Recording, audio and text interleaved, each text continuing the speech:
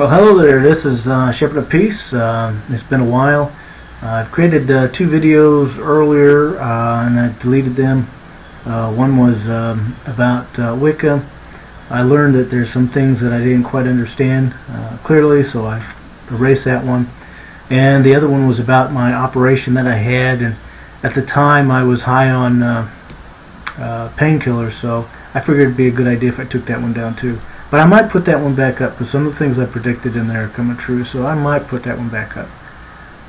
So I've been kind of confused lately. As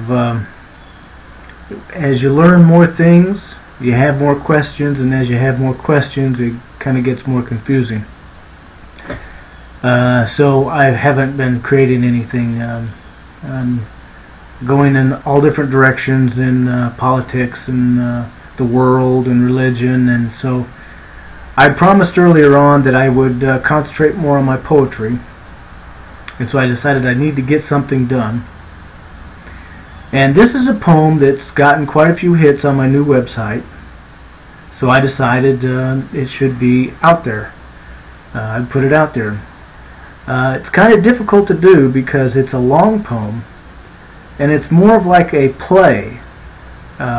It tells a story, and it has several different characters in it, and I'm not a very good speaker, let alone an actor, so I had to work on something. I purchased a program to make this work, and I needed to upgrade anyways to something better so that I'm able to scroll the poem across the page and add some sound to it, so make it a little bit more interesting, and I made sure I didn't go too fast so everybody had a chance to read it. The name of this poem is I Feel Something Out There. I wrote this poem in 1977. I wrote this the first time I was out at sea when I was in the Navy, and it was quite an experience when you're out there at sea and you're out there looking across the water in every direction, and all you see is water. And there's this kind of feeling I had. I don't know if everyone experienced this feeling as I did. If it was only me or if it was all sailors, I don't really know. But it was a feeling. Like when I look out in the water, I feel something really evil. Or when I look out in the water, I see something really righteous. And I see both of those things out there at the same time. And it was just a weird feeling. And so I decided I needed to write a poem that described this feeling that I had.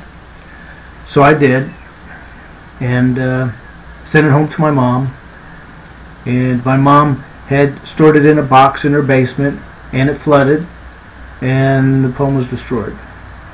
So I had to rewrite it from memory, and I don't know if I did it completely right or not. I don't know if I made it better or if I made it worse. That's something I'll never know. Because when you're inspired to write something, I mean, it just flows out of you. But when you're writing something from memory, well, you know. So I hope it's still good. It does have a great deal of meaning to it. It starts out, it's a little bit boring, but I ask you just keep with it because it just has the ending is just, you have to keep with it till you get to the end. The end is just, I don't want to ruin it for you, but it's just, it's very deep. And it's not so deep that it's complicated or anything. I mean, a 5-year-old could get it. The most difficult part would probably be is I describe this as a forward lookout aboard a ship. And if you're not familiar with the watch stations, it might seem a little confusing for you. But if you get a little confused, just stick with it, because that's not important that you understand how the watches work on board ship. That's not important. What's important in that poem is at the end of it, and that's where you need to get to. But to help you get along, I will explain a few things to you. ET stands for Electronic Technician. Con stands for Con Officer. Deck stands for Deck Officer. You have a helmsman who steers the ship. You have a lee helmsman who controls the speed. Combat is right behind the bridge. They don't see anything outside. They look at radars, they listen to sonar, they have a plotting board where they plot everything on, and that's how they work. So you have combat, you have the bridge, you have forward lookout, and then you have after lookout. Of course, that's at the back of the ship. So it was always my dream, since I wrote this poem, that this would become a rock and roll music video. And I really did my best. I added waves to it. I tried to find sound and add to it, but I didn't have a lot of luck. But maybe as I progress with this new program, I might get better at that. But so the sound of waves is all I got. But if you happen to be a rock and roll star and you're listening to this, please look at this seriously and turn this into a music video for me. I'd really appreciate that, because that's what I've always dreamed of.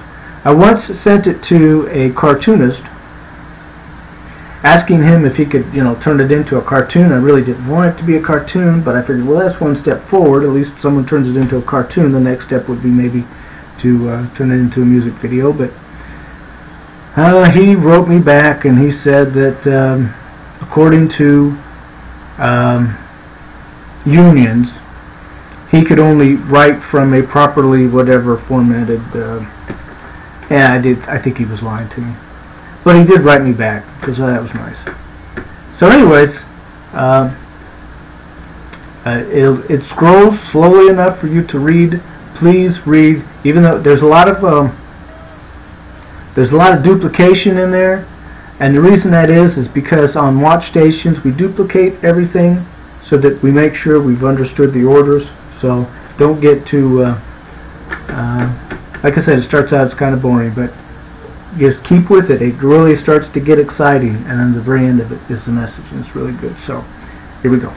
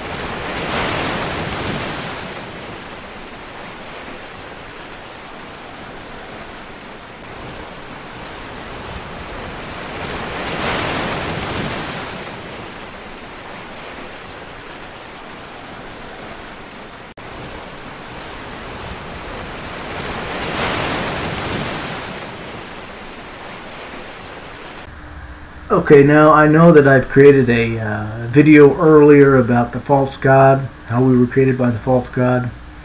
I had this dream after I wrote this poem, but still, nevertheless, you have to understand that even though we are actually created by a false god, that does not mean, because according to the Sumerian text, which I'm learning, the false god who created us actually prayed to a true god. It's in there. But even though we were created by a false god, the true God created the false god, so ultimately God is the creator of all things, and maybe a roundabout way, in a way that may be confusing to us. But so, yeah, God is the creator of all things, and that's what this is, good and evil. And that's the part that is confusing to a lot of people, that God is the creator of both good and evil. But anyways, that's what this poem's about. Hope you liked it. Peace and love.